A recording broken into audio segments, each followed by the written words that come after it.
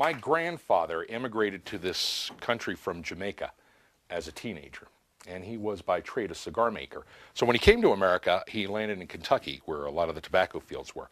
And he wasn't there for very long when he went into the small town near where he was working, and he heard a psst from the alleyway. And he walked in, and there was a guy in there playing with some cards.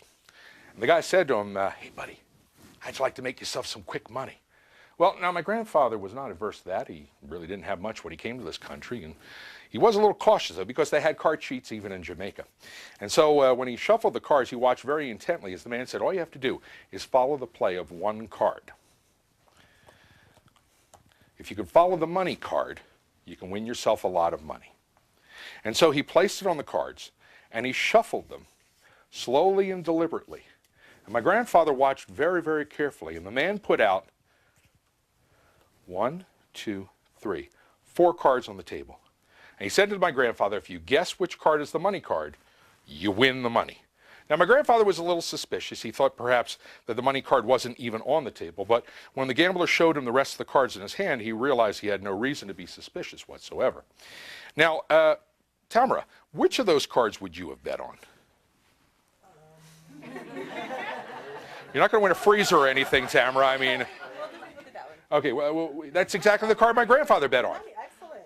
Yeah, and that's when the gambler made his move. And he said, oh, I'm sorry, son, you've lost your money. I've got the money card right here. At that point, my grandfather realized that he had been cheated. And so he performed a little Jamaican magic that he knew. And as the gambler reached for the money, he said, wait, that's the card I bet on. And that's the money card.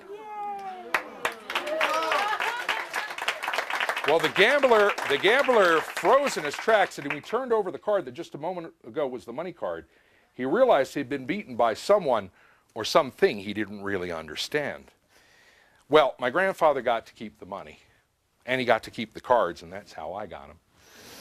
Because they were of no earthly use to the gambler.